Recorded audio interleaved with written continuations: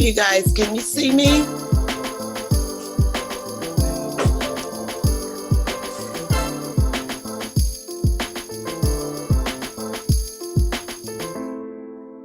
Well, welcome to another Cutting Edge Show. I'm Omar Neal, one of your hosts. I'm the former mayor of Tuskegee, Alabama, and the host of the syndicated radio talk show, You Got the Power. We are so excited to have you join us today for a absolutely incredible conversation.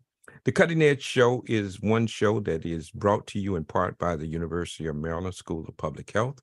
And we discuss all things health and wellness, COVID-19 and beyond in this space.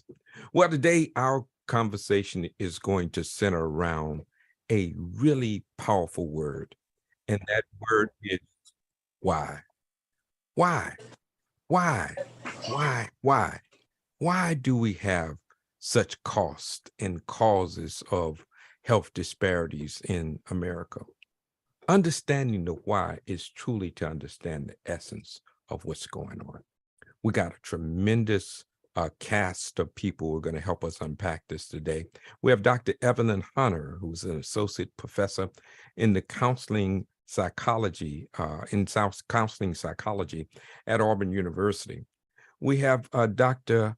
Rabiatu Barry, who is an assistant professor in family science at the University of Maryland. And then we have our very own Michelle Lamb, who is a wellness warrior and the owner of the Hairport Barber and Nail Studio in Cincinnati, Ohio.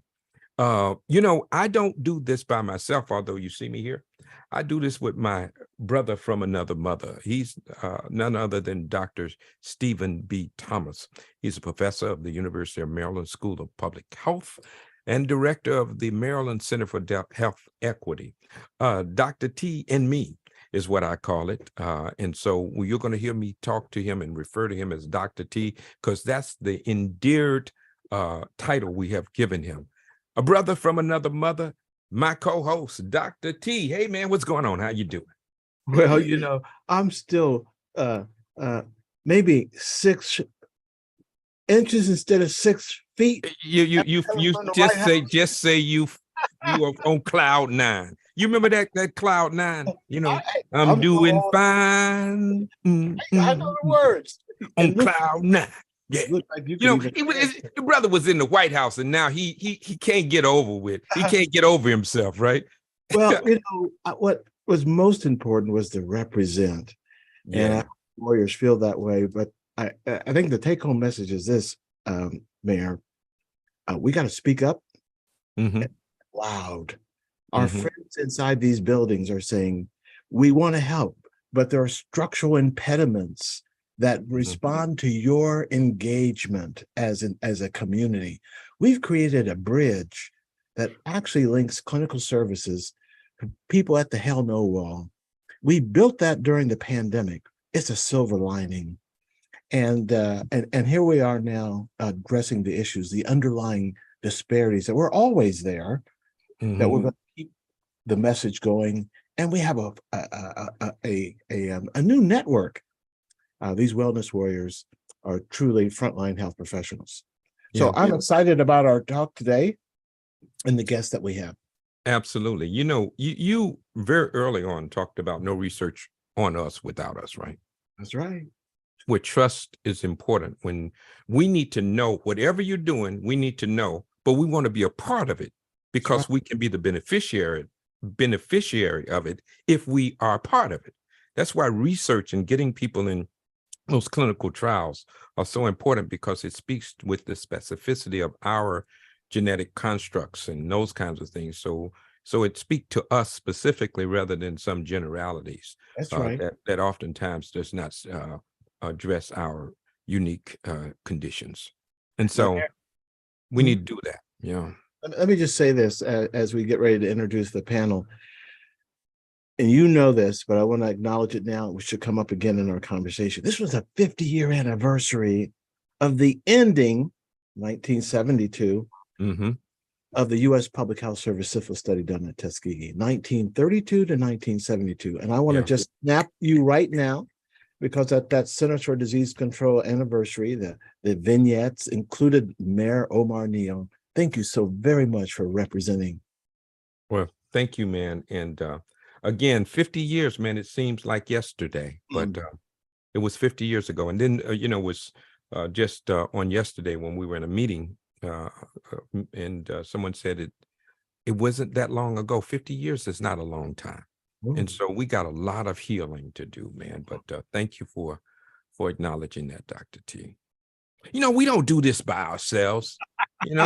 We got some folk we call the team behind the scene, right? Meg Jordan, a technical director. She's assisted by Maggie Daly, who is our assistant technical director. Sharia Khan, who is our social media guru and coordinator. And then we have the guy who put this thing I'll be bobbing to, our soundtrack, which is Elijah Pugh Jr., our sound designer.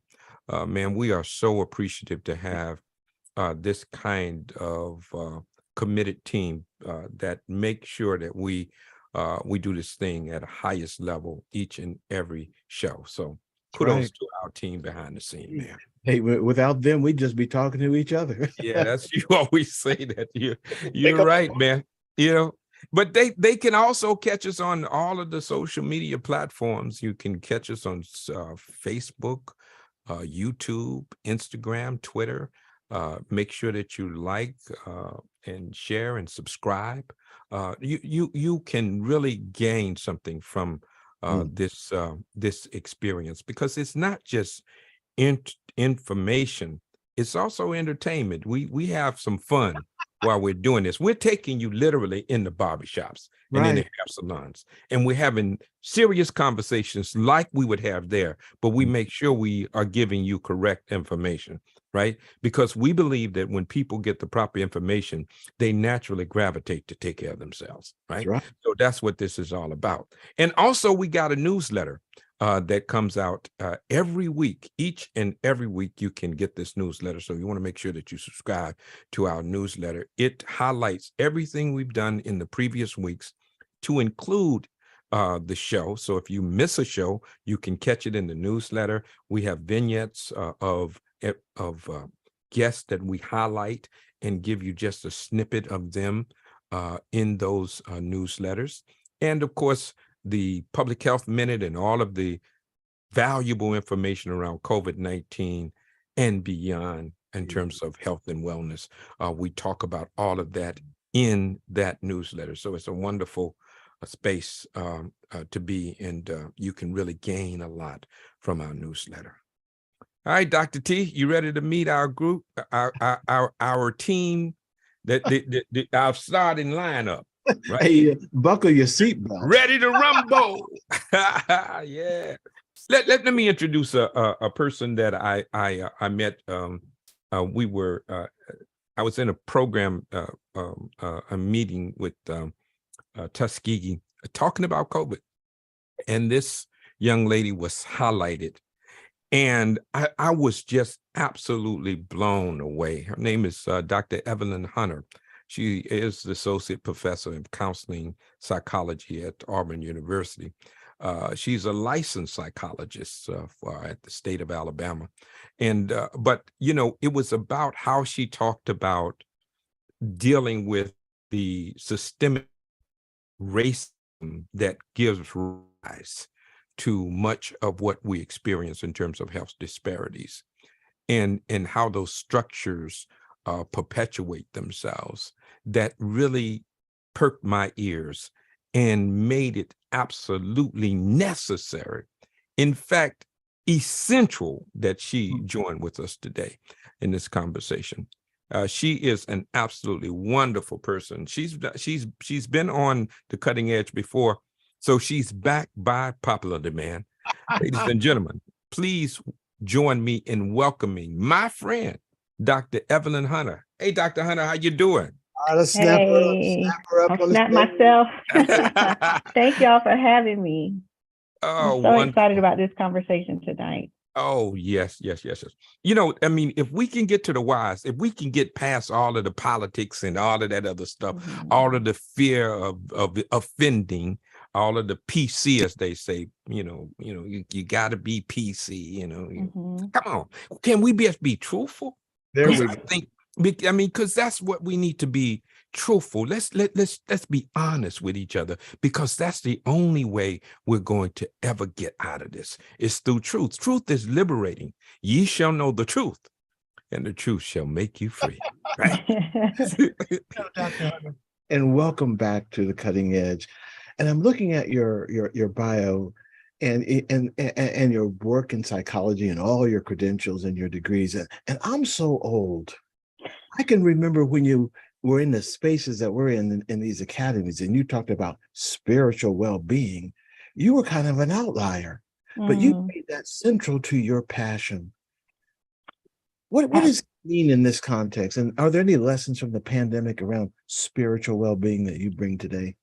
Yeah. Oh, wow. There's so much. I think so often we have sort of talked about ourselves in these little truncated pieces where we talk about our physical health and we separate that from our mental health and separate that from our spiritual health. And I think what we found is that the whole person has to be treated to be at our greatest level of wellness. And so spiritual well-being for me is critical in that. I think one of the wonderful things we see in research around Black communities is that sort of a spiritual connection, a spiritual focus tends to be very protective against a lot of the disparities that we're going to probably talk about today. And so, spiritual well-being is just a critical piece of the overall package of wellness, all the things that we think about that really promote us living our best lives. Thank you. Thank you. Absolutely. Love that. Absolutely. Living our best lives. There we go. I love that. Yeah. Well, we got a new friend, not new to me, and kind of new to Dr. T. Dr. T, I'm a poet and don't know it. New to me and kind of new to Dr. T, right? Dr. Rabiatu Barry, she is an assistant professor in family science at the University of Maryland. She has done some work as it relates to dealing with Black boys, and that has just really touched my heart. That is a passion of mine, as she does a community-based intervention and prevention scientist who works to aim to reduce negative mental health outcomes among Black boys. She doesn't just do that. She's intentional about that as it relates to deconstruct stereotypes of Black men, learn how to cope with racism, and develop critical consciousness. Ladies and gentlemen, please join me in welcoming a new friend and an adopted family member of the Cutting Edge, Dr. Rabiatu Barry. Hey, Dr. Barry, how you doing? Snap her up. Come on. Good evening. How are you?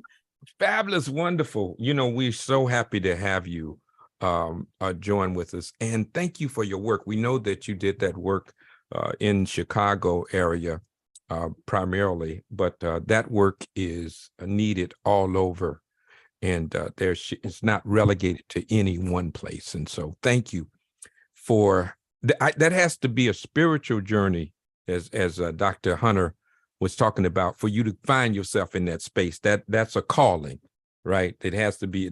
Can't be at your head.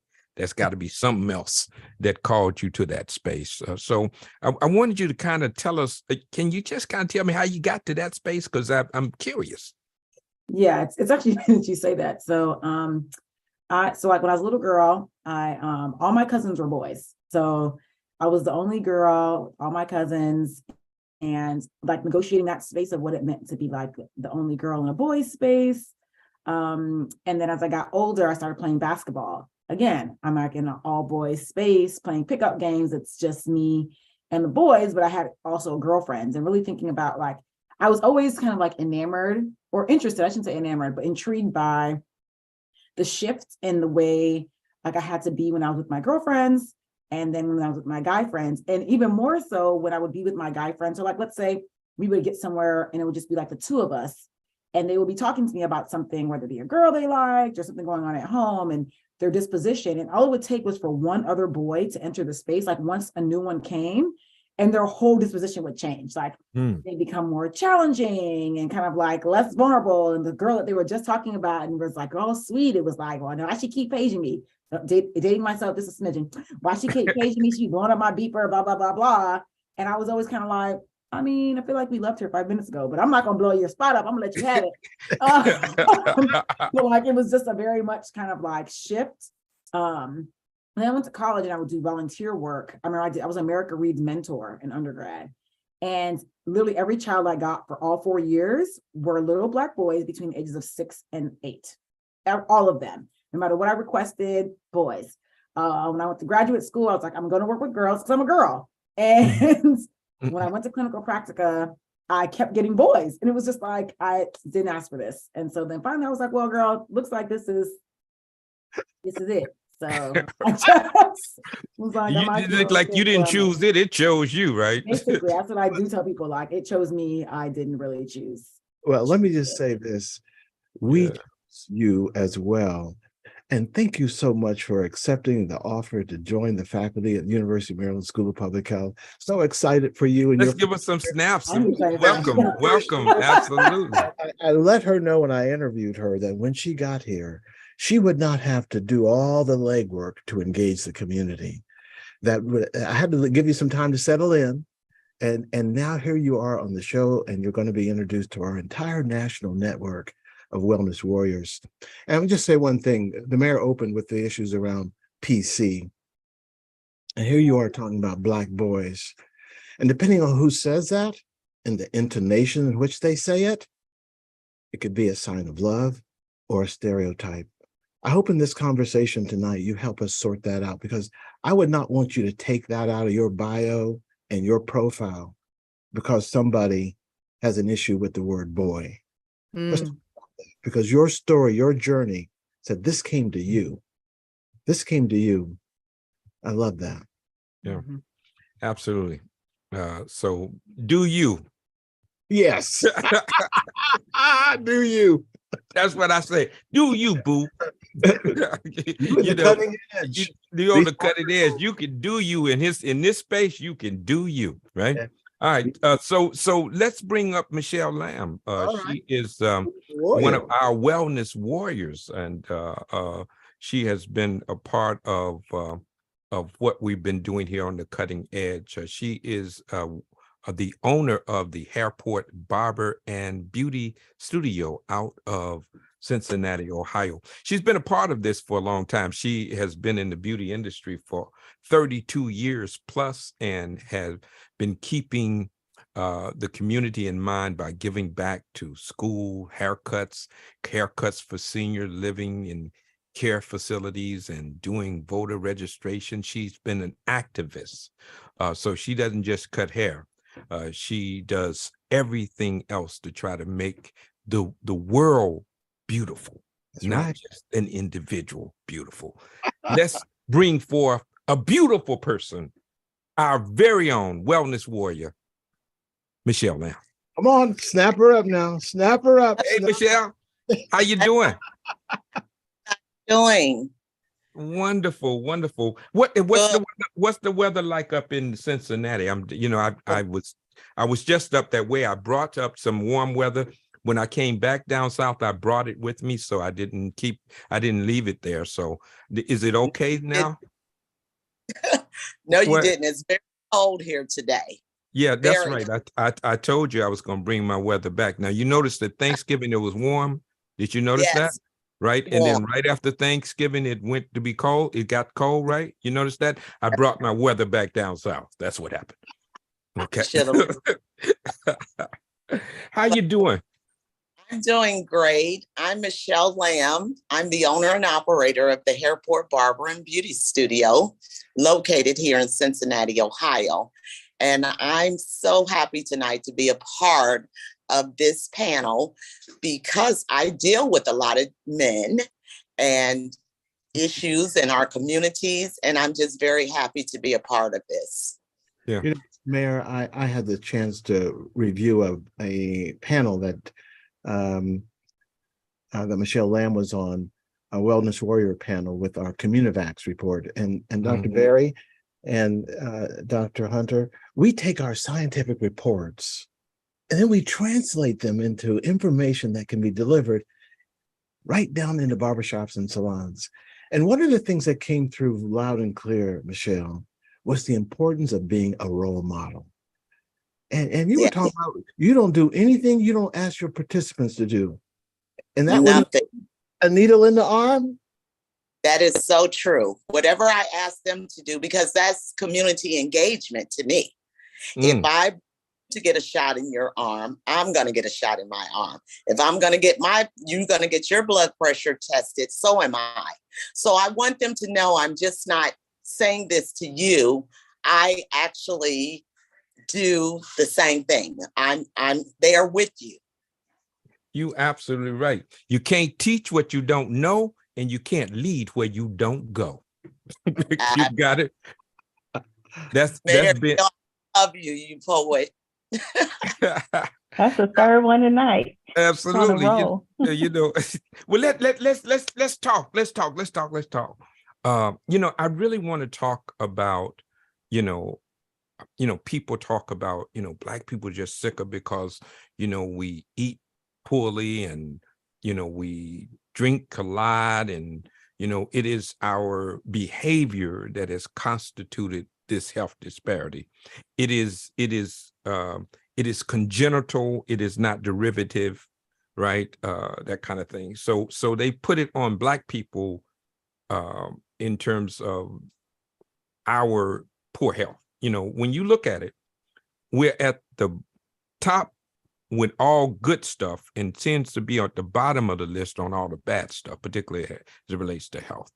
And so, I want to talk with Dr. Hunter first. Dr. Hunter, how is it that a group of people, generally speaking, can have such ill health in a country with all of the advances in health, in healthcare? How is it that we can still have all of these chronic diseases that are plaguing our community? Yeah, that's a great question.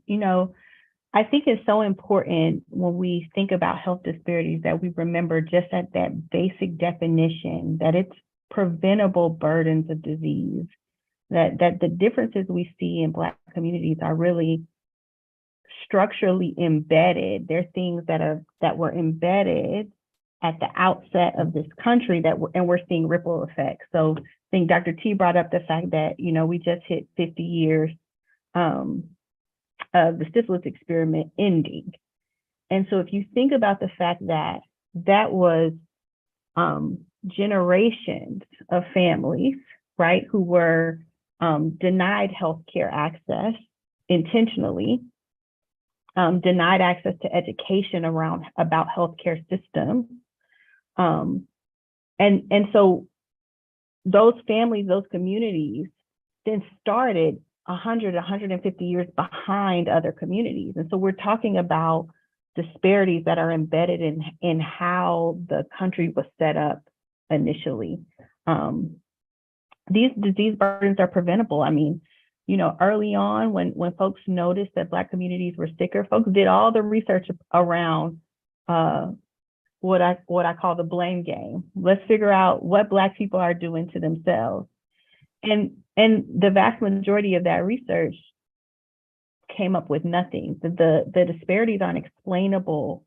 The large gaps in health are not explainable from things like diet, differences in exercise, even differences in access to healthcare don't explain the large gaps that we see. So then we start looking at social disparities, racism, discrimination in the healthcare system, education gaps that are embedded in the school systems that then make it harder to navigate those healthcare systems, policy gaps where laws are passed that that then make it more difficult for us to set up this environmental systems that help us to be healthy. So, you know, the why is a complex question, and it's not. Because it sort of boils down to what, you know, the historical why of this country, that Black folks have been fighting to get on a level playing field with one arm tied behind our backs, if you will. Yeah. You know, Dr. Hunter, I've spent my career in that space of, you know, minority health, remember that? Mm-hmm. Health disparities, remember that? And now health equity, okay. Mm-hmm. Amazing, the arc. But the pandemic exposed a lot of this suffering research. Mm-hmm. So we learned something, and yet the people still suffer. So, Dr. Berry, are there any silver linings from the pandemic that you see to address the ripples of this historic systemic racism that Dr. Hunter just described? Silver linings, I mean, that are specific to the Black community, I think is like a difficult question to answer. Because I think what the pandemic did was, because everybody had to sit down and just watch, it forced us to deal with the thing without being able to move, right? Because kind of the way our capitalistic American society works is that everything just kind of cycles through real quick. It's like, well, they'll tell us something and it's like, oh, we're mad. And that's for about 30 seconds and we moved on the next thing. And I think what the pandemic did was force everybody to sit, and it was in everybody's face because they didn't really have no choice, because where else were you going to go? Right. And so I think less of a silver lining, more so of a magnifying glass. Okay. And less wiggle room of like where to go, right? Because it's like, what decisions? Everybody's home, right? Who are the frontline workers? Who are they, right? That had to continue to go to work. I mean, people who are security guards who are literally going to have to go outside to go sit in empty buildings, but still have to go outside. And again, I was in Chicago, so taking the CTA and the bus to go sit in an empty building where all the people who had means were at home working from home, but they had to leave their house and go into the world and put themselves at risk to go watch an empty building. Right. And so, and the emphasis we put on property and care for property during protests, in the physical killing of us, right? So in this idea of like COVID was this kind of like thing that's supposedly affecting everyone, but affected us the most, right? And then it was George Floyd. So the things that like regularly go on that only we seem to care about were still going on, and everybody was forced to watch. And then there was this other thing going on parallel that was affecting everybody, but it still was affecting us most. And we saw when the solutions came, when the vaccine came out and they showed a map of Chicago and where it was concentrated of like who was vaccinated and who was not. The north side of the city was all vaccinated, which is predominantly white part of Chicago, versus the south and west sides of the city, which are predominantly Black and Latino, Mexican specifically.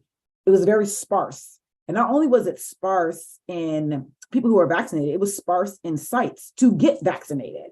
So it was like, there wasn't a place on every corner for you to be able to go to get vaccinated, right? So I think what we got was a magnifying glass and not necessarily a silver lining, because all the money, all the grants, all the things that were coming out, here, this was exceptional. I think what you were able to do here with the money that was given for grants and research and COVID, but a lot of other places, that COVID money our community didn't see that COVID money.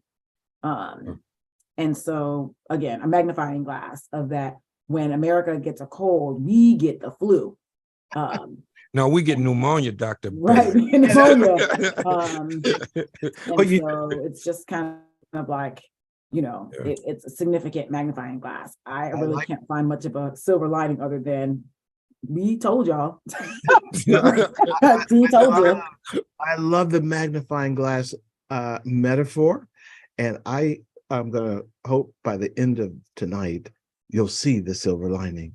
They're right here in the room with us. Well, we know there's a blessing and a lesson in everything, right? So it doesn't matter what it is, even as we magnify and bring, attention to issues that must be addressed in order to become this more perfect union. If people are really serious about this ideal of America, of having a kind of egalitarian society, or a society of fairness and equity, and if that's really what you want to do, then you need to be listening to what we're talking about, because this is the only way we're going to get to that space.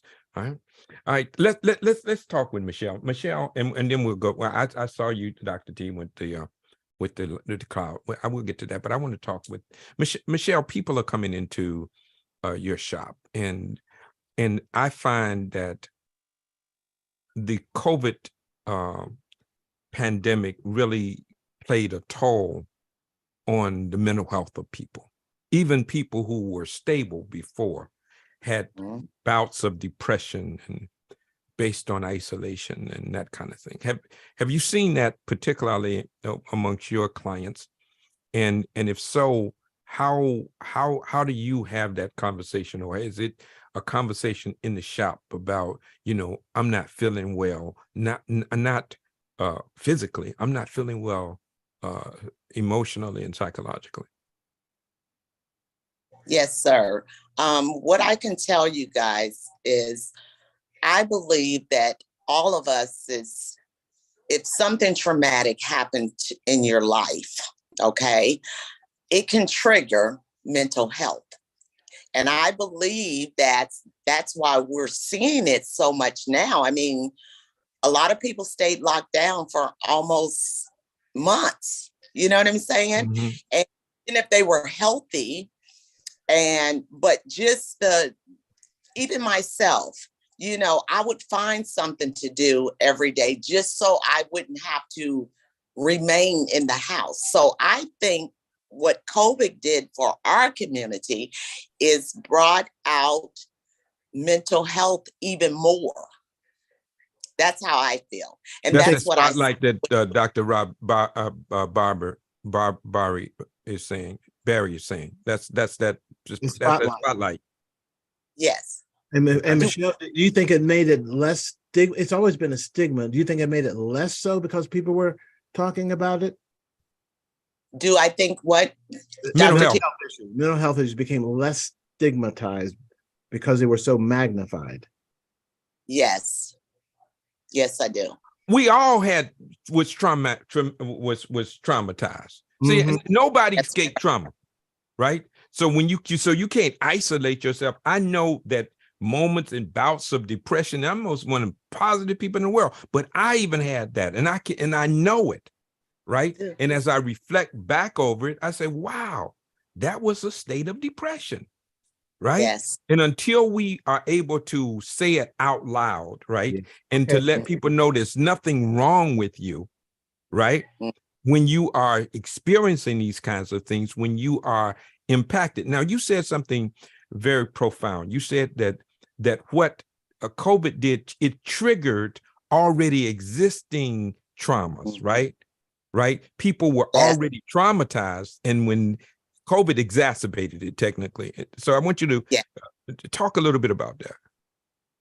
Well, I think, like I just said, I think we all have, with certain traumas in our life, have certain traumas can bring out mental health issues. And I think with COVID, and you ladies can correct me if I'm wrong, with COVID, it just brought it out even more. I mean, I see it in my clients and how depressed and different things that they are. And they talk about. Michelle, what do you see concretely? What's it look like? Well, what I do notice, the ones that know they're having trauma, I know now that they're talking to someone or laying on someone's couch. And I do know that. And so that's the type of things that I'm seeing with my clients. And even, like I said, people in the community. If you notice, This tells me a lot about mental health. If anywhere you go, you don't get customer service anymore. Everyone has an attitude. Everyone is angry. Everyone is driving fast. I mean, it's just something that COVID, and maybe we didn't notice it before. Maybe COVID actually brought it out.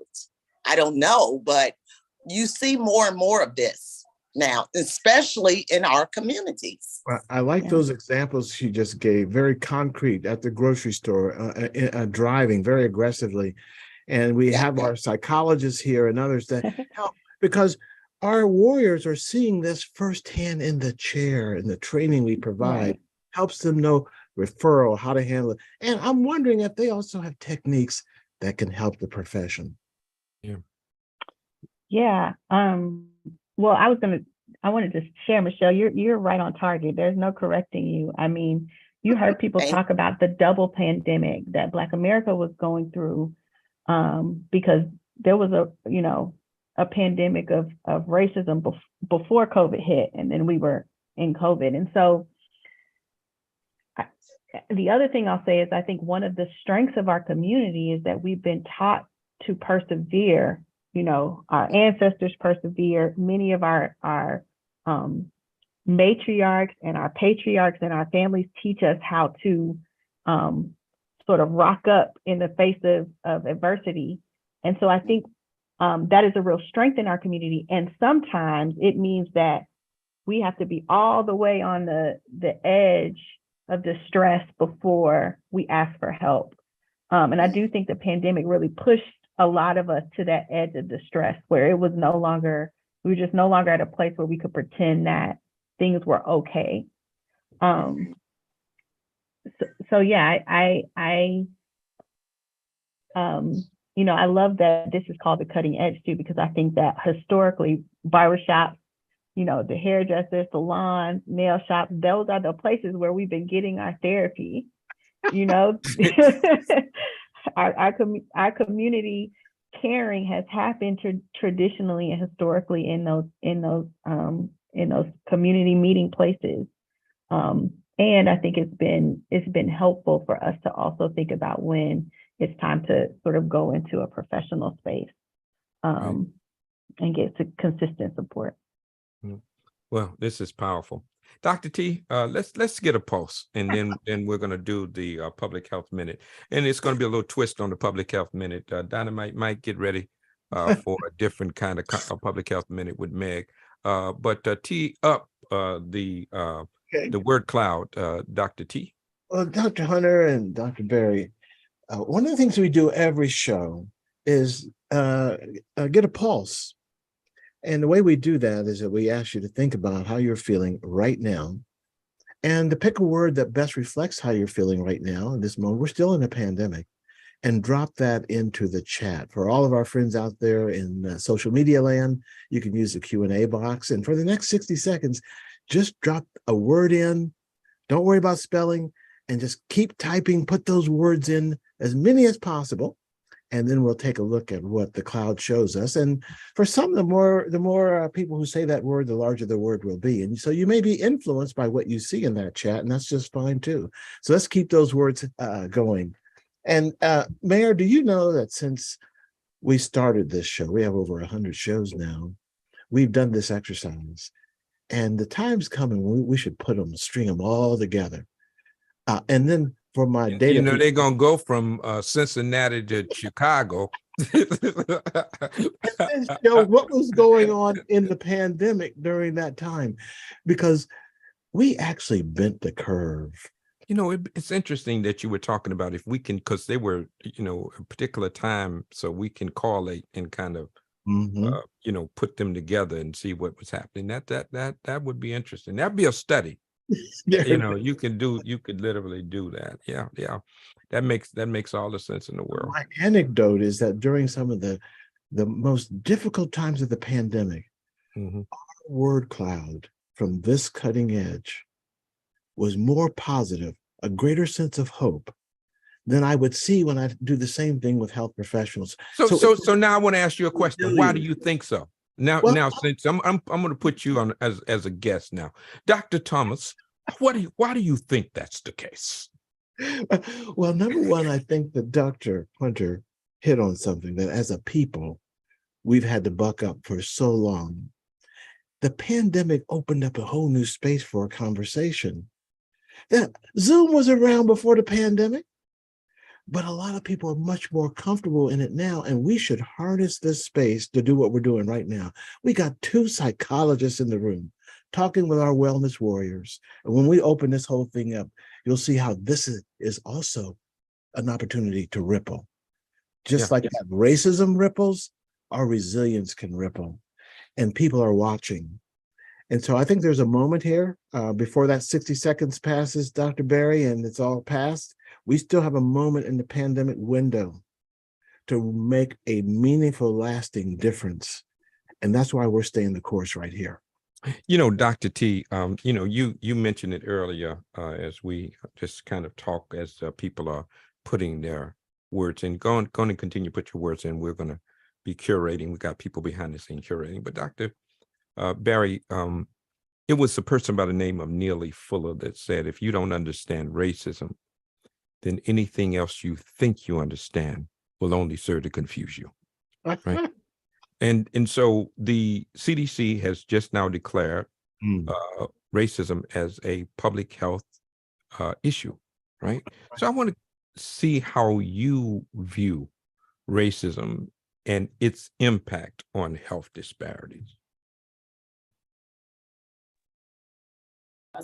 Speaking specifically, I think about children, because that's my focus. And I think children get left out of the conversation on health disparities because people think about children, they generally think children are healthy, like they're the healthy people in the life course. But our kids, so the thing about children is like their whole job is to like learn the world around them, right? To absorb the world, absorb the people who take care of them, people who are around them, because that's how we stay alive, right? So self-preservation is our kind of most primitive instinct. And so we observe the things around us. So kids absorb what goes on around them. And our children are like vicariously experiencing the weight of racism on their parents, on their grandparents, on their neighbors, on Black people, on television, on the news, right? Like they start to absorb those things. And the thing that's more challenging about it is that they don't have the cognitive ability to do anything with it on their own, right? So, and depending on where they are in the developmental track, to parent determines how they interpret that information, right? So, for example, I use my nephew as an example. He was, I think, 7 when Trayvon Martin was killed. And I remember I went to Atlanta to visit, and I was like, okay, we're going to go to the park. We're going to clean up, you clean everything, or I'll take you to the park. So we clean everything. I was like, okay, put on your clothes, because it was chilly in Atlanta. Put on your clothes. I'm going to come downstairs. We're going to go. I laid out his clothes, which included a hoodie and a jacket. Aiden had that jacket on. I said, put on the sweatshirt. I went and did some more stuff, came back. He still didn't have that sweatshirt on. I said, Aiden, put the shirt on. Now, mind you, he's not a defiant child. So finally, I was like, why won't you put the sweatshirt on? It's cold outside.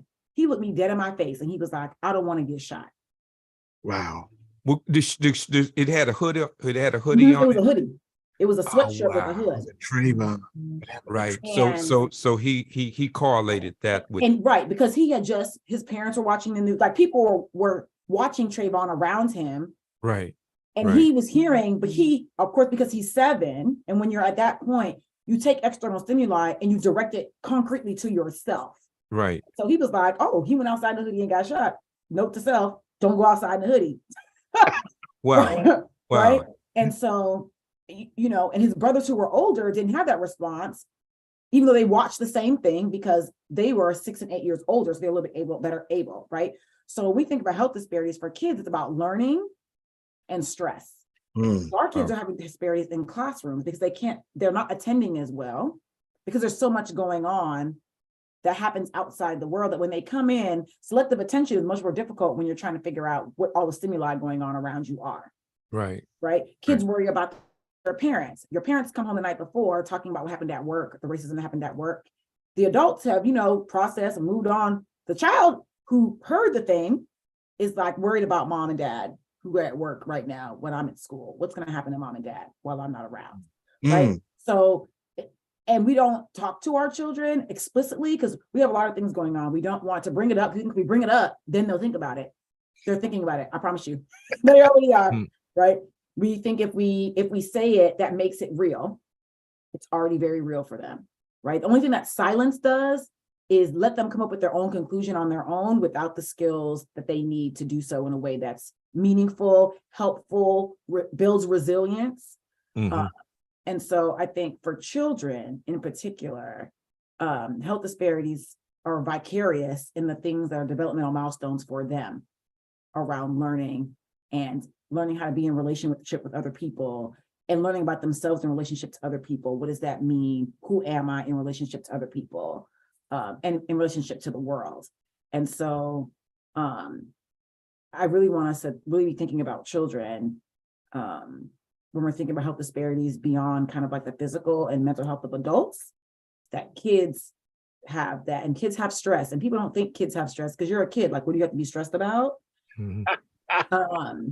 Yeah. You know, you have, you know, that's that, Dr. T, that's putting it where the cows can get it. I'm telling you, I'm so glad. You know, that's putting it where the cows can get it. Thank you, Dr. Barry, for that, because that's going to be our second half of the show. I'm going to interject some of that conversation because we, you know, and Mike, I want to bring you back up too, Mike, and you and Dr. Cooper and Sandra Jenkins, and Katrina. I'm going to bring all of y'all up later. Let's do the public health. We got to do the word cloud first. Do the cloud. But while we're making that transition, I want to say something about Dr. Barry and thank her. You shared your personal story. In fact, both of you, Dr. Hunter, both of you have shared your personal stories. And we have found that when the health professionals come in and bring their whole selves, just like you have tonight, that builds trust. You gave us a little masterclass there, Dr. Barry. Very helpful. I was in the shop today and I saw kids in the shop. When I talk to my white friends, they can't imagine that we have children, kindergarten, pre-K in the barbershop because they're there with their parents or they're there with an uncle. And there's vicarious learning going on there. How do we make sure that that's not traumatizing? We can make sure our shops are nurturing to kids. Yeah. Well, you know, again, what we have to do is deal with racism wherever it is. That's right. So it's not relegated to one place. You know, it's everywhere. Encouraged. You know, I'm encouraged, excited, inspired, thankful. I mean, that's what just kind of jumps out at you. You know, of course, engaged and grateful and strong and tired and stamina and Black excellence, blessed, too blessed to be stressed, you know, tested, self-reliant, proud, gratitude, honored, together, changed, curious, hope, resilient, driven, mental health, all very powerful messages. And each of them, each word speaks to this moment, speaks to this salient conversation that we're having about how do we take care of ourselves in the midst of racism and the many vicissitudes that we experience on a day-to-day basis. Wow, that's powerful. Yeah, go ahead, Dr. T. That's a thread and a theme that we see over the 100 plus shows. And you asked me why I thought that, and I think it's because we've given people something to do concretely. When they come on this show, they bring themselves and they leave with something to go back and do and try. And that was before we had any funding. Yeah, well, it's not about, well, funding is a part of it, but that's, you know, when you do things, you don't do it for money. You do it, you should never do something for money. Money should be a byproduct of what you do. You do it because it's the right thing to do. Right. We've created a new and strong social support network that it was out there, but we brought it together and we see synergy coming from it. Yeah, good. Now, here we go. Meg, you and Mike, Dynamite, Mike, we're going to do a very different public health minute, and we're going to give them the show. Meg Jordan, Mike Dynamite Brown, you got the power. Go ahead. All right. Can I just have Mike and I, please, Maggie? Hey, Mike. What's up, Meg? So you sent me a video earlier this week. I did. And somebody gave you this video in the shop, right? They showed this to you and asked you what you thought. Yes. Okay. So I took a look. And I want to do something a little bit different in the public health minute. It's going to be weird. But we're going to start with a card trick. Okay. I'm going to start with a card trick. This is tough to do in Zoom, right? So I want you to watch me, Mike. You are everybody's eyes. You're going to make sure I'm not cheating anybody. You're going to make sure I'm not doing anything, right? Shuffle, all that. Putting it on a jar so you can see the cards. Can you see the cards, Mike? Yes. Okay. So I picked you because, Mike, I think that there's something very special. I think you have psychic power with me. So you and I are going to figure out what card is in this deck. Are you ready? Yeah. Okay. So in a deck of cards, there are 4 suits: hearts, diamonds, clubs, and spades, right? Out of those 4, pick 2 of them. Spades, hearts. Okay. Spades and hearts. Which one? Spades or hearts? Spades. Okay. So ace, king, queen, jack, 10, 9, 8. Pick 4 of those. The ace, king, queen, jack, and a 10. Okay. Ace, king, queen, jack. Pick 2. King and the queen. King and the queen. Pick 1. King. Okay. King. Is that going to be on the top or the bottom? King's on the top. Drove it to the bottom. Are you ready? Yeah.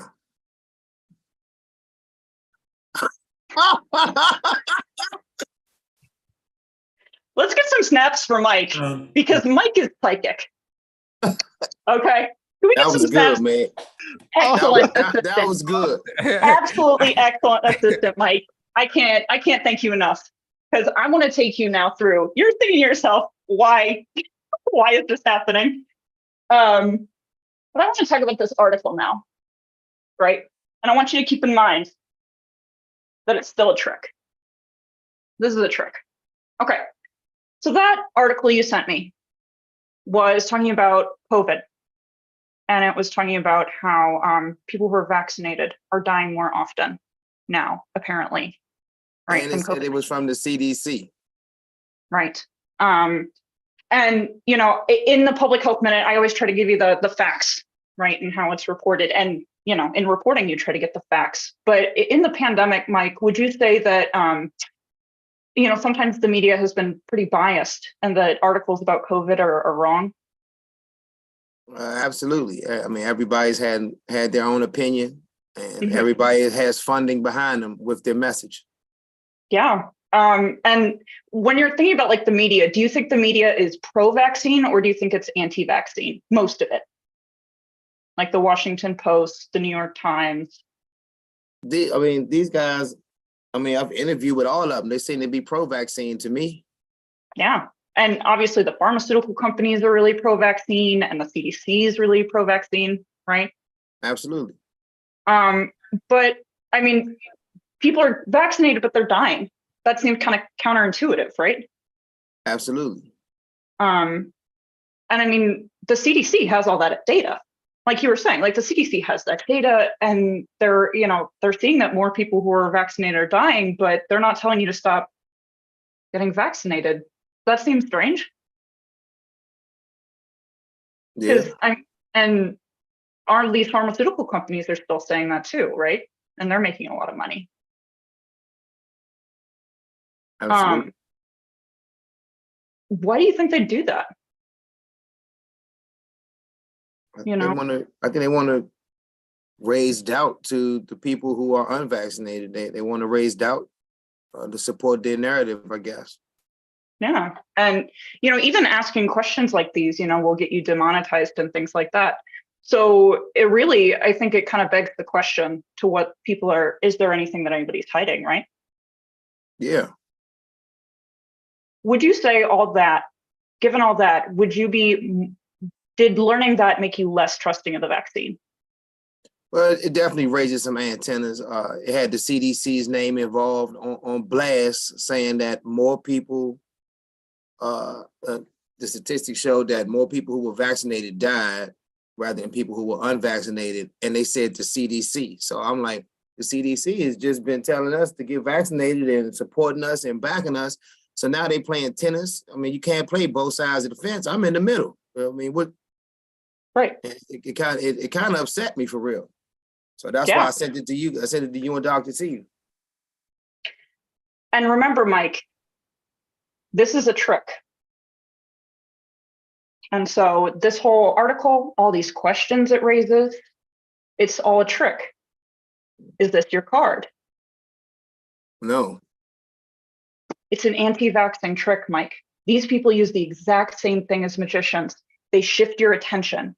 So I asked you all those questions, and I know you, Mike. You have questions, but you are fundamentally still pro-vaccine. Yes. The questions I asked you moved you to a position you don't have. It made you think. I highlighted different things, and that's what this article is doing. It's highlighting questions, and it's pushing people in directions that they do not feel to get an answer that they want. Mm-hmm. So I wanted to address some of the things that are in that article. They said that vaccinated people are dying more often of COVID-19, but it's older folks and it's people with weakened immune systems.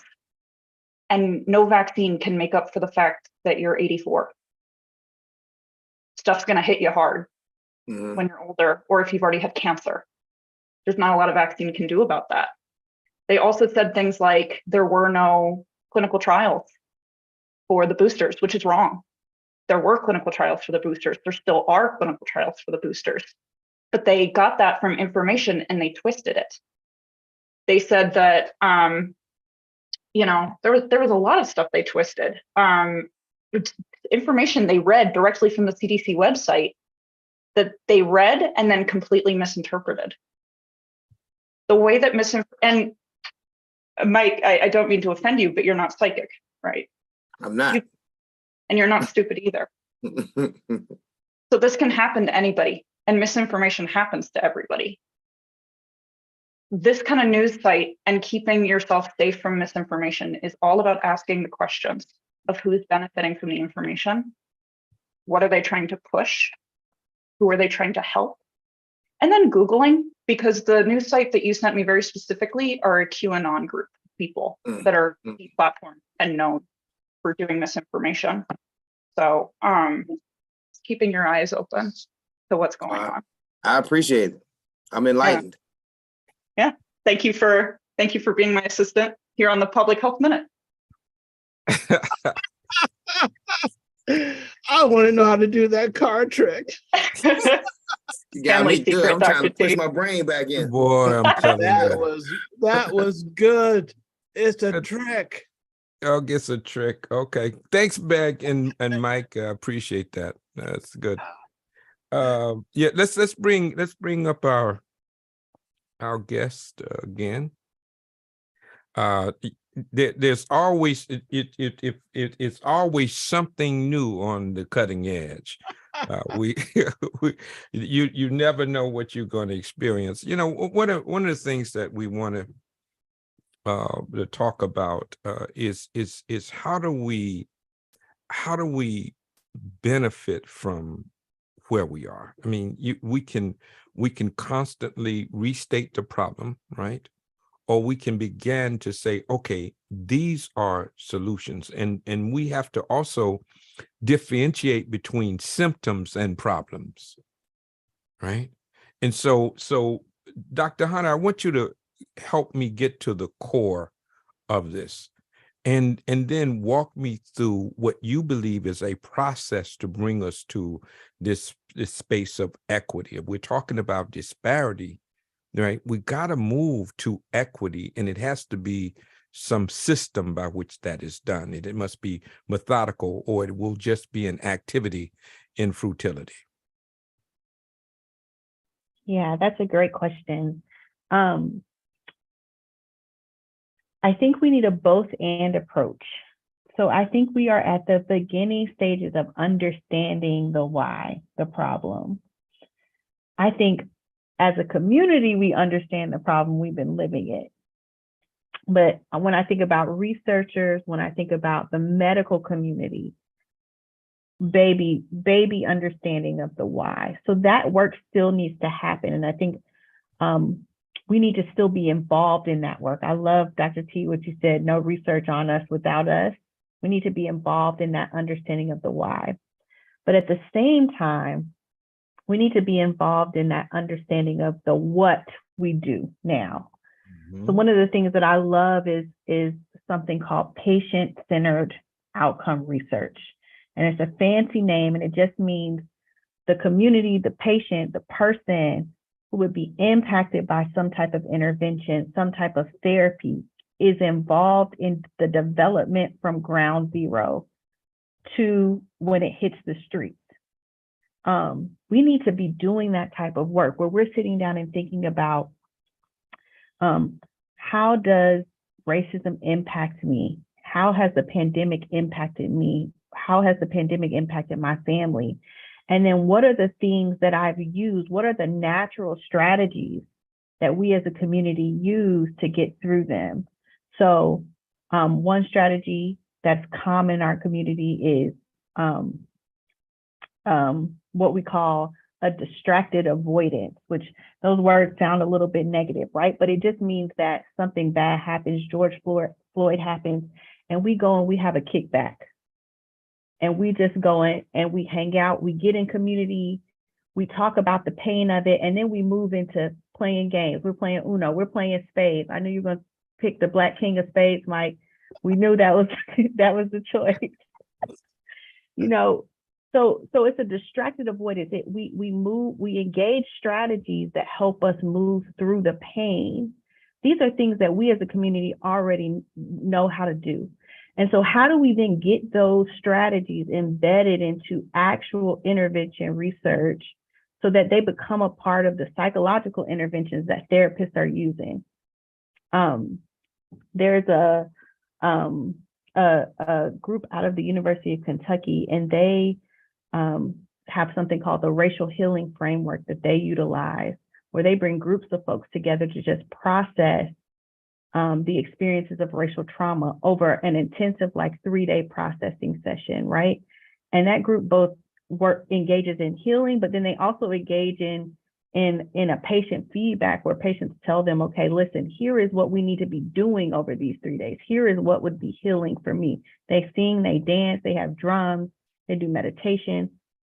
So these are, we have the strategies, and we need to think through ways to get connected with the medical community so the strategies that we naturally use in our communities become embedded in the ways in which our healthcare then operates for us.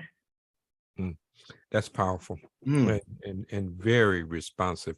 Dr. Berry, I'm going to come back to you. I want to bring up Dr. Cooper. Dr.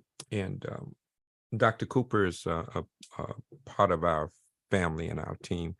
Dr. Cooper, how are you doing today? All is well. All is well. Thank you. How is everybody tonight? Everybody is wonderful. Let's snap her up. We bring them up. We got to snap them up. Dr. Hunter just dropped the mic on me, man. It just, you've been listening to what's happening. What's your take on the conversation? I'm not going to ask you a question. What's your take on the conversation today? Very informative. And we started off with no research for us without us.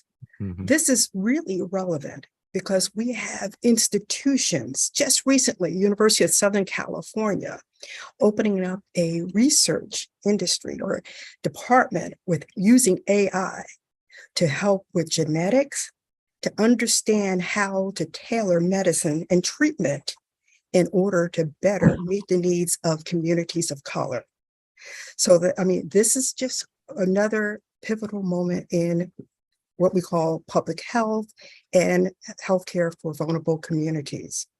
Another thing, make no mistake, communities of color have suffered through COVID-19, economically as well as through public health. And as we look at this, closing those gaps or bridging those gaps, then we need to look at programs such as what our wellness warriors are doing. They're providing that knowledge for our healthcare providers to be able to treat folks using a patient-centered approach. Not only treating the problem, but looking at all the contributory elements that are associated to that particular problem. And this information that we're collecting through our wellness warriors and a diverse other what we call sources, invaluable, because it's helping to inform policies. Dr. T, you helped shape policies here in Maryland, practices, best practices, and outcomes, because we know when we talk about disparities, we're looking at outcomes and we're looking at the whole gamut: housing, food insecurity, education. So how do we work towards getting that done? And we all know through history, action is the catalyst for change. So we must continue doing what we do. And that's why I am so inspired and feeling blessed to be a part of such an effort. Dr. Cooper, I had to step away to pull up this. We'll make sure that everyone gets it. This is where we were just before the pandemic hit, a national conference, no research on us without us. Barbers and stylists came from across the country. And Mayor, you and I connected after 20 plus years. You came in, flew in for that. And this is the moment. These vaccines had to be tested in a way that it served everyone. And that means that more racial and ethnic minorities were actually reached out to be part of clinical trials than maybe ever before in a very systematic way. And why stop there? How about dealing with that cancer, diabetes, and those other chronic diseases? Maybe even those social determinants. That's what this infrastructure is all about, and bringing our scholars in and adding new tools to the armamentarium, we'll say, of our wellness warriors. I think we can actually make a difference in our lifetime, Mayor. Well, You have. Absolutely. It's about doing that. Thank you so much, Dr. Cooper. Sandra Jenkins, bring her up.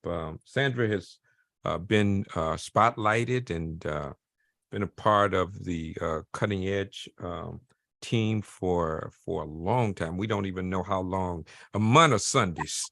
Let's just put it like that, And so we love you so much, Sandra, as with all of you. This you've seen it, where you are right outside of Philadelphia. I use Philadelphia, but I know you're right outside of Philadelphia. Yes. But I'm sure there's some people in Philadelphia coming over there to see you too. But the point of the matter is, how do we address something that is as encompassing as racism, right? How do we? It's like it's so big you don't know what to do. How do we put our mind around dealing with something that's everywhere? This is a one heck of a discussion tonight, and all of this information is just really it's just extremely profound to me. And the question you just asked me just really hit a core, because of the fact that my everyday life in the salon, it's been for many years. It's probably as long as my son is old. And just to experience the woven, I would say, embedded racism that we have to face, just as being normal citizens, let alone parents, and then, clients and friends. And you hear these discussions all the time. Mm-hmm. So we build up this strength, this sense of endurance and resiliency, that is within the culture of our race. Could be somewhat of a, I would say, a downfall for us because of the fact that we feel as though this is the norm. But as you were asking me that question, and something came across my mind as a result of the industry and how, we are still in the rippling effects of the consequences of the global pandemic for our barbers and stylists is just very, it's something that we as a culture in a race that we have endured so much pain that we've tried to adjust ourselves around this whole issue around the global pandemic as well, and stand strong and sustain ourselves in order to be able to continue to earn a living and do those normal things in life. But we cannot do this. We need to continue to get the message out there. And it's just so wonderful to be able to express these issues, on a panel like tonight, and to have, Dr. Thomas, who have expressed so much of an interest and a fight and a determination to get this message out for us. Just today, I've experienced somewhat a disruption of supply chain and even staff shortages. People complaining of gas prices and the loss of professionals in the industry. So this will actually create an erosion of entrepreneurship, for marginalized communities as well as women in business. Wow. Yeah, you're right. And it's complex. You talked about stress, and so we're going to do a show just on stress because you talked about it. You talked about the manifestation of stress and how you can see it in hair and that kind of thing too. So we're going to really talk about that because we are all stressed. Greg, how you doing? Bring up Greg Allen for me a second, and then Andre, you on deck for coming up. Dorothy, you on deck. Katrina, if you can put your camera on as well. I want to bring you up as well. Hey, Greg, how you doing, man? I'm doing well. How you doing, Mayor Neal, Dr. T, all my wonderful, beautiful panelists, my wealthy, healthy warriors. How's everybody doing? Good, good. Tell us just a thumbnail, where you are, what you do. I'm Greg Allen. I live in Denver, Colorado. I am co-owner of the Montbello Barbershop. And like Mrs. Lamb, I try to have an equal impacts in the community. So we don't just cut hair. We try to make the world better, one haircut at a time. Hey, that's a t-shirt. I love it. Let me tell you something. I just thought about it, and Sandra really made it. It crystallized as she was talking. Is that these are safe spaces where people come to be revitalized, resuscitated, and rejuvenated.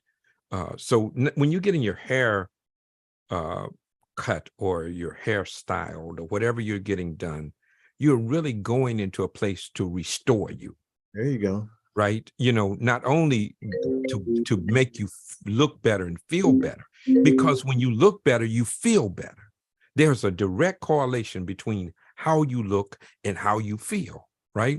And so you all are really helping people to navigate these spaces of racism. Even though you may not know it, you are helping them to survive. Right. And so to all of the barbers and the stylists, I can't thank you enough.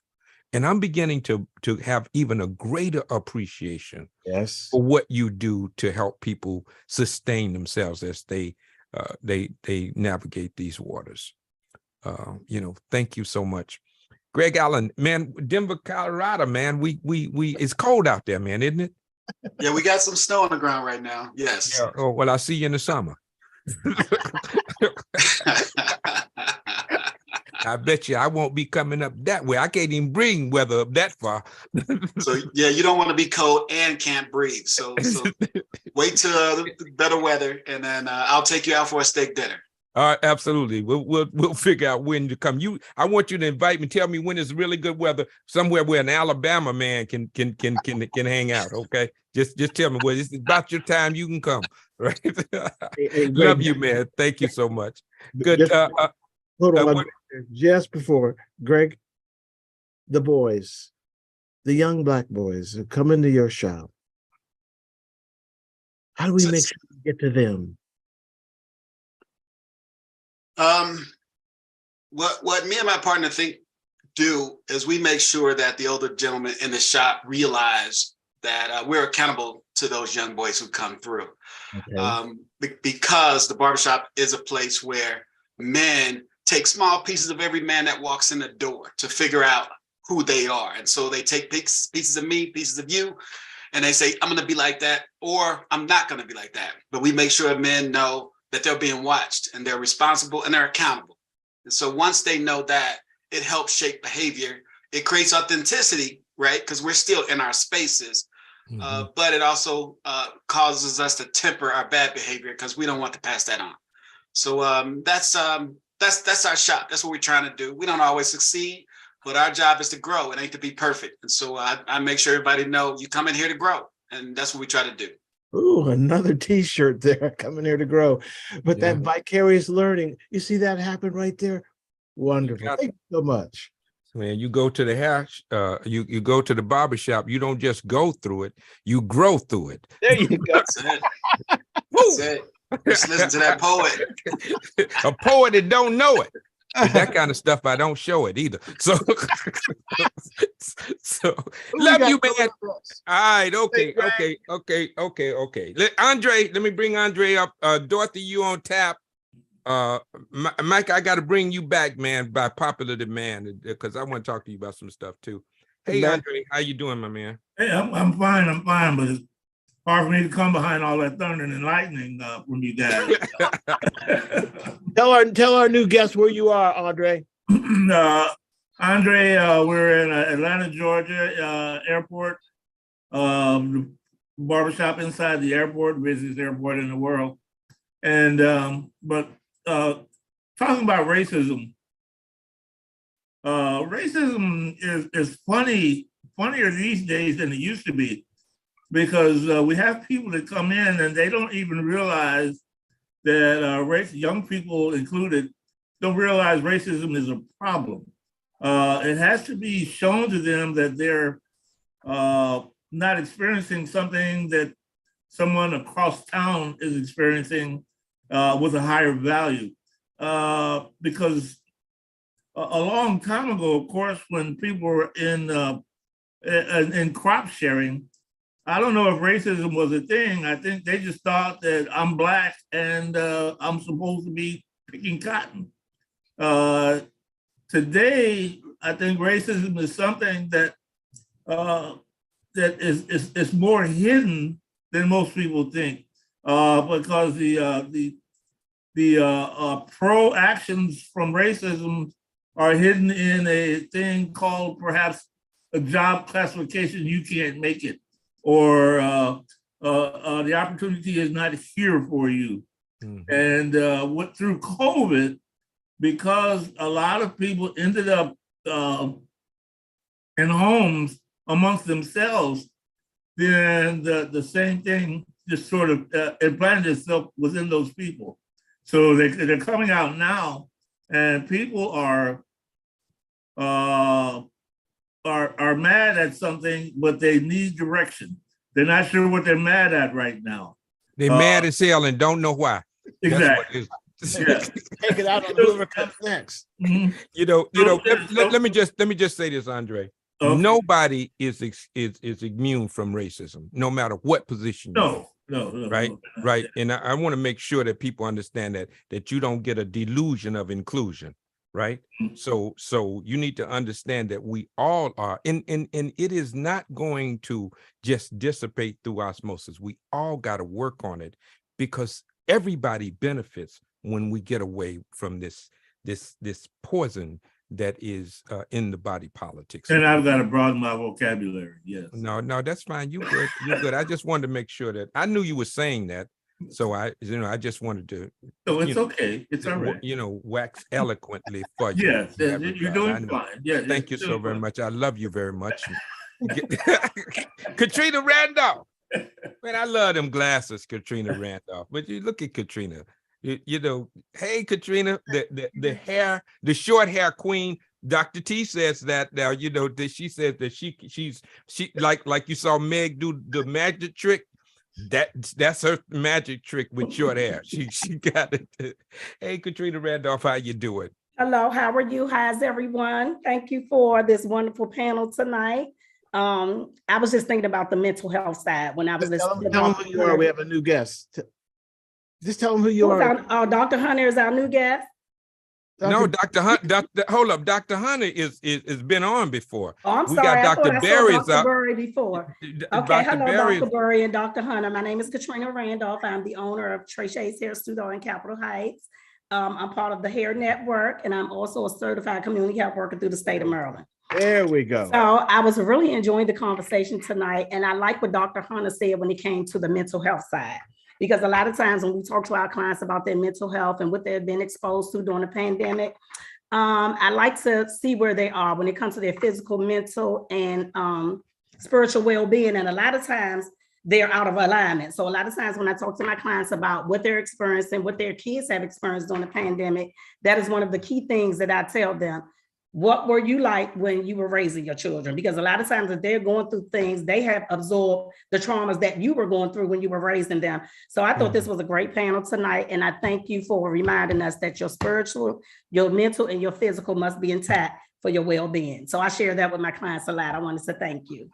Oh, wonderful. Thank Thank you you. so much. Thank you so much. Let's Thank go to you. Pine Bluff, Arkansas. Dorothy Reynolds. Let's go on down there. Hey, how you doing, Dorothy Reynolds? How things going with you? Much better. I can finally see out of this eye that I had the surgery on. Right, And wonderful. Before that, I decided I was not going to have the other one done, but since all the pain and the blurry vision left, I think I gotta have the other one done. Wonderful. But I would just like to say regarding racism, where our barbershop is located in the beauty salon, we're right where the large trucks come and park for the post office. And some of the people that drive long haul driving get off. And of course, someone said earlier, when you get a haircut and your hairstyle, you feel better.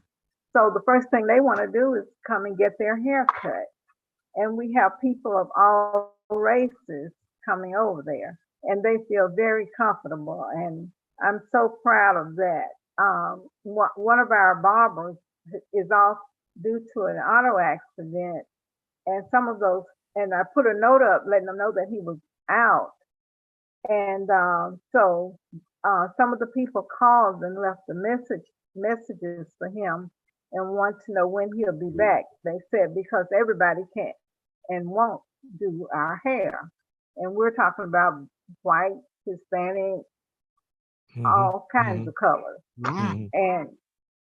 And so they're just waiting, but they're not being racist by not wanting someone else to cut. It's just that it's so convenient for them, and they love us. So It's a I'm thankful that our barbershop is sitting in the right spot. You got it. You got it. Thank you so much. Thank you so much. We got about 5 minutes left. I want to do a couple of things. I want to bring Mike. I know you in the montage and all of that. So I want to bring you up because of and then Dr. Berry, I want you to be responsive to this. You know, we are having an epidemic of violence in the African American community. We have to be honest about this.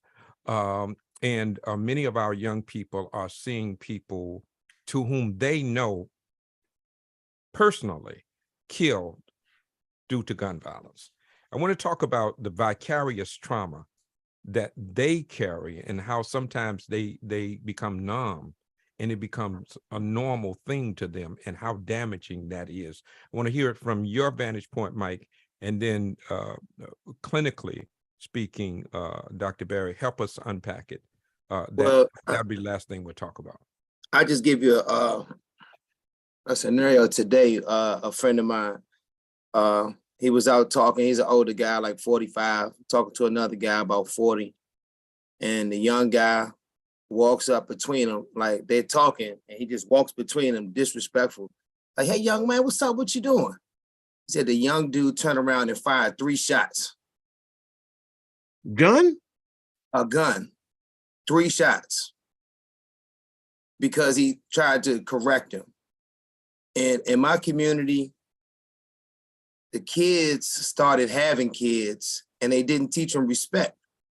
And now that they're out of hand, they can't control these kids and they don't have any respect for anybody. Before, I used to be an OG.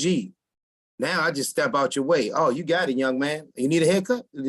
Because they have, it's so sad that 13, 14, 15-year-old kids have access to guns. I told they just went up in the guy's house that was in Hyattsville, 15 years old. He was asleep with an AR-15. I mean, at some point, I mean, you got to crack down on people who do the heinous crimes. But I'm like, why doesn't the state's attorney or the attorney general launch an investigation on how these guns are getting into the community? Mm-hmm. Yeah. I'm not saying look over the kids who do these heinous crimes. Yes, get them off the street. But they need to do, how are these guns getting in here? Right. Let's throw some money into that. It's very upsetting to me. Yeah. I'm so glad that I asked you that question. Let me hold up. I want you to get the last word, Dr. Berry, this time. Let's go to Rejuvenate Stacy and say hello, Stacy. We want to make sure we go up to Philadelphia. She's all happy about what's happening with the Philadelphia Eagles. Yeah, So, you're right. You got an Alabama quarterback, so that's why y'all win. Go ahead. All right. I just want to say hello to everyone, and that's about it today because I've been so busy and just busy. I just really been busy. Well, we like your do, Oh, so. yeah, these is braids. I've been into Turks and Caicos. Then the next week I've been in Jamaica and about to go back to Jamaica. So I'm just traveling. So the hairdo had to get braided up. You got it. You got it. Look good. I love it. Love it. Love the look. That's how she rejuvenates. That's how she rejuvenates. She travelate. That's what I do. Yeah, I got you. All right, let me go. We got a minute. Dr. Berry, I want you to help me with this because we talk about vicarious trauma can lead to compassion fatigue, where people literally have seen so much trauma that they become desensitized to it. Just another dead person, right? And I did this thing called we are planting our children like corn. And we become comfortable in that should make us uncomfortable. So I want to talk a little bit about the vicarious trauma associated with perpetual violence and how do we process that. That's the last word, and you got less than a minute to do. Wow, that's my responsibility. That's why when you're on this show, you got to learn how to do that kind of stuff. So go ahead. It's a lot to kind of like say in 60 seconds. No, but go ahead, take your time. Do it. But we have to remember that first and foremost, they're children. I think development is something that I think as a community, lay people don't understand development well. Right.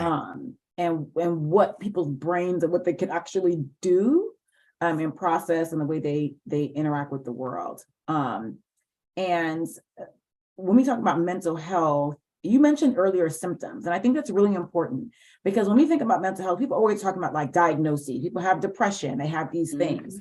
But the reality is a lot of people don't meet full criteria, as the DSM calls it, for these ailments, for these mental health diagnoses. But they have symptoms, and symptomology is still disruptive to people's functioning, right? And so I think what we see in the desensitization and it's like, so trauma, what trauma can do is it disrupts relational kind of like connection. It disrupts empathy. It disrupts ability to connect with other people. And so where you might look at something and be like, they have no empathy, right? Like the young man who walked between them, like he shot them, like you could take somebody's life, like you lack empathy.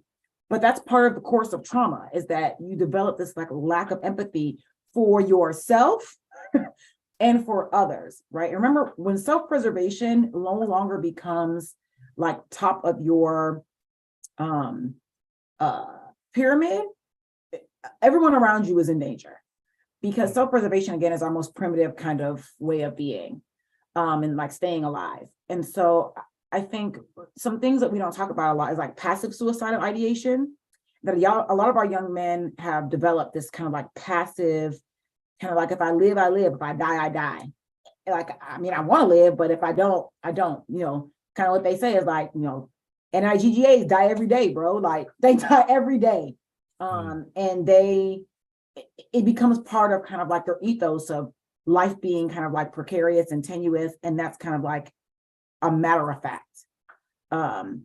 There's just so much going on. That young man, you know, might have been like dissociated, like he's walking, right? And so there are two people there, and we see the people, and he might have seen the people, but not seen the people, right? And then like walk through them.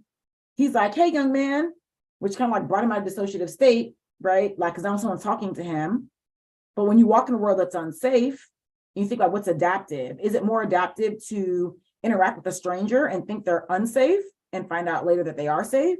Or to interact with a stranger and assume they're safe and find out later that they're not? Like, which one is more adaptive when you live in a place that is volatile, right? Assuming people are unsafe and finding out later that they're safe is a much better place from which to approach the world, because that's what will keep you alive and keep you unharmed, right? And so like there are so many things going on all at the same time that you're trying to negotiate, right?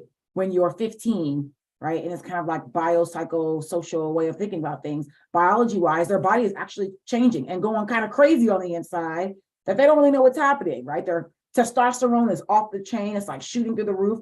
They're physically growing and their actual body physically hurts. Like your joints hurt when you grow, right? Then you're like trying to like socialize about what it means to be like an adolescent boy, and intimate relationships and platonic relationships and with your parents, and like all these things are all happening all at once. And then like trying to figure out and understand yourself in the context of those things, how you feel.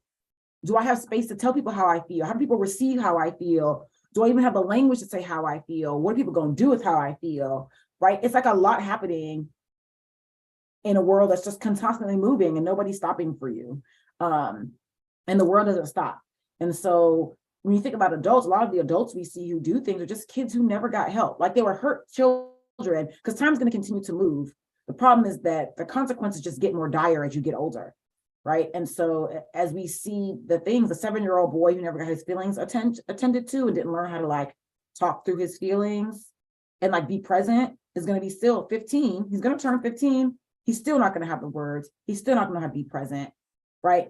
And he just gets better and better at being how he was to stay alive, whatever it requires to stay safe.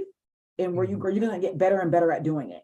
Wow. And so then now we're trying to like have you unlearn those things while you're still in that unsafe space. It is a very challenging, right? Because we can't take them out of the neighborhood. We're doing things for policy to change economics and all that. But in the meantime, they still live there and they're still having to deal with it. And so it's like a really difficult thing to try to get them to unlearn and be another way in an environment that's not changing, right? To accommodate the things that we're asking them to unlearn in new ways of being. So while he's figuring that out, he's just shooting up the community. Right. He's reacting to without cognition oftentimes, because when emotions go up, cognition go down. Right. And again, there's still I need more so like they understand finality, but not necessarily understanding finality, right? It's kind of like, when someone dies, they don't come back. But it doesn't mean the same thing when your brain is still developing. Like their ability to like see the future and like different outcomes is not good when they're 15 years old. It's not great.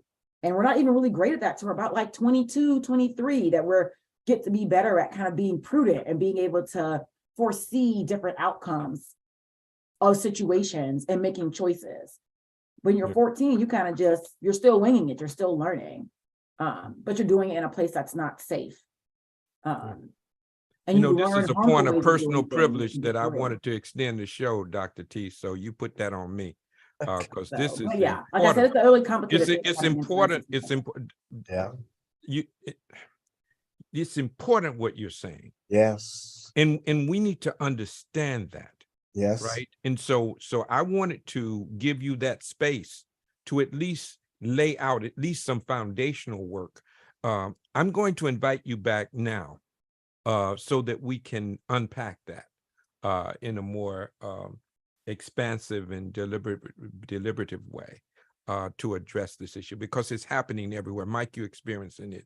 Yes. Michelle, you experiencing it. All of you all, Katrina, all of you all, Andre, you are, Sandra, Sharon, all of you all are seeing it, right? We need to understand those things. We're 5 minutes over. Michelle, if you want to say something because you're on the panel, you can go say something. Warrior, go ahead, Warrior. But I did want to direct something to both of the doctors. When we talk about mental health in young Black men, part of their mental health issues also as they get older is a lot of them don't do well in school. Okay. A lot of them are have Caucasian teachers. All kids learn differently. People don't seem to understand that. So they put this stigma on them in these schools that they carry around. That's mental. Okay. Kids picking on you when a teacher call on you to read or write, that's mental. When you can't have certain styles of clothing or whatever, that's mental. So I think with young Black men, it starts so much earlier. And then with COVID, they're learning from a computer. Most kids have to interact with other people. So I just wanted you guys' take on that. Do you think that's part of some of the things that we're seeing that's going on now? All right. Okay, good. Let's put it in a capsule and let's figure out how to very succinctly respond to that. Go ahead, Dr. Hunter and Dr. I'll Barrett. just say quickly. So I'm a parent. I have a 10 and 8-year-old boys and a 4-year-old girl. And I'll say, absolutely, we live in Auburn, Alabama. Most of their teachers are white teachers. We got to be in our schools. My husband and I, we show up, and we as a community have to show up for the parents who can't show up because they're working the shift during the school day, who can't show up for. We need to connect more around our community members, so we're showing up for all our Black kids in the schools and filling in those gaps, so that we can identify when those issues are coming up for our kids. Because what I find is that when there is an issue that I suspect to be racial with my kids, and I'm at the school and in everybody's face, things calm. Because people know that there's going to be an issue if there's an issue. They know that we'll show up. And so we just need to figure out how to rally around our community members, because everybody, we're working hard. Folks are doing on third shift. We need to rally around so we can show up for the kids whose parents can't be there physically. That's another thing. Village. That's Yeah. It's like that with healthcare. People who have people come visit them, they normally get better healthcare than people who don't, right? But that shouldn't be the case. And so we I need actually want to figure out offer a way to create- resource rather than how I feedback. Dr. Hunter did a great job. So Yeah. Village of Wisdom is a organization based out of Durham, North Carolina, and they have a Black Genius model. It's phenomenal. I've worked with them in parent engagement, and they came up with a Black Genius toolkit for Black parents to assess their schools to see if their schools are equipped to teach their children. Wow. It's on their website, villageofwisdom.org. And they are doing a phenomenal job around parent engagement to kind of like empower parents to be able to go in these schools and use the language. Like Dr. Hunter said, some parents can come, but they don't have the language, right? To say what they need to say. Parents have their own trauma when they went to school. Sometimes that very school, because they're in that same community, that very teacher that told them who did that to them when they were kids are still the teacher, and now their child is in their class, right? And so there are a lot of things that are going on, but the Village of Wisdom has their website is phenomenal. They have lots of toolkits and resources that are free, that are on the website to help parents kind of like advocate for their children. Because like she said, we're working with parents. Every year you have to decide, like Black parents know you have to go up there and show out one good time. You have to, because if you don't go up there and show out one good time and let them know that somebody cares about that child, they potentially do whatever. So you got to go up there every year and show out one good time. One good time. Okay. We'll get Rochelle, be careful about encouraging showing out. But that's what the Rochelle parents Newman. reported. Like when we work with the parents, they were like, I got to go up there every fall and got to turn up one good time. Because when you show up and you're just like at the parent conference, like the rest of the parents, the white parents, they treat their kids just fine. You go, you come back, and then your kids coming. Now you got to go up there and be a little bit more firm about your child. And I'm not playing about my kid. So, and it's unfortunate we have to be that way, but that's kind of how Black parents were involved. Like, I got to go up there and show up once a year. There you go. You know, we need to talk about it. Rochelle Newman, you had a question. If you can make it just quick. I want to acknowledge you as well. What's your statement? Good afternoon, everybody. Well, good evening. I was just going to, I was agreeing with a lot of what Dr. Berry said, because I used to be a youth corrections officer, and a lot of those kids were incarcerated for basically a lot of the same things. It's like a lot of them have the same mindset about the same things around the same time. Just like now all of them are using guns, and it seemed like it happened right after the pandemic. A lot of them, they have a lot of youth advocates. It's okay to have a youth advocate, but you have to have the right youth advocate. You can't have a youth advocate that's just going to take your side about everything, because everything you do is not right. Turning around and shooting somebody 3 times is not right. That bothers me. So they need youth advocates. They do. They just need the right youth advocates, and then they need programs. They need something to do, because all they're doing is just running around ordering ghost guns. Like a little boy shot his mother the other day because she wouldn't order him a controller off of Amazon, and he shot and killed her. And then after she died, he told the police. Then he went and ordered it with her card after she died. So I agree with Dr. It's a lot of mental illness going on, and it seemed like it took place like right. It's like a lot of shootings start happening right when everybody started coming out after the pandemic.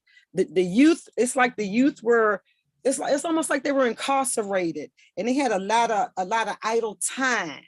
And you know what happens when you have idle time is an idle mind. That's the playground for the devil. So I think that we need to find some programs for them to do something. Yeah. I'm sorry I took up a lot of time. I apologize. No. This show is an aberration. We don't normally go this long, but when the Spirit speaks, we have to be responsive, right? We can if we have to edit later, we gonna edit this good stuff. So it don't matter. We just gonna make 2 shows out of it, right? Right. The point of the matter is, when the Spirit is moving like this, you cannot cut it off, right?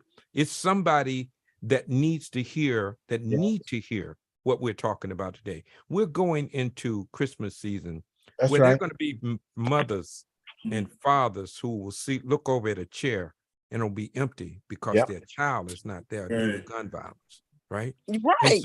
And so we want to sensitize the community to this and get people to understand that empathy is an incredible, important, essential element of coexisting with people, right? And we need to figure out how to do that. And that needs to be happenstance. We need to be intentional about it. Dr. Barry, the parents need to get involved too. Excuse me. Yeah, I agree with you. Thank you so much, Michelle. Mayor, I know we got to get out, but I just want to highlight something Dr. Barry said, because it has to do with the way our brains are wired. That this trauma can impact your ability to have empathy with another human being. That's the only way that young man could turn around and just fire 3 shots. That's a very important step, and it must be learned. I think we come with it. Maybe something happens and it gets disrupted, but if something developmentally prevents you from actually being able to form empathetic relationships, that's really, really serious. And we want to understand how our wellness warriors and our barbershops and salons can be a safe harbor to, hey, I saw some symptoms. Hey, I know how to make a referral. Hey, I got a network of Dr. Hunter and Dr. Berry who can connect me with psychologists and counselors who understand our community and won't stereotype and further stigmatize what I'm witnessing.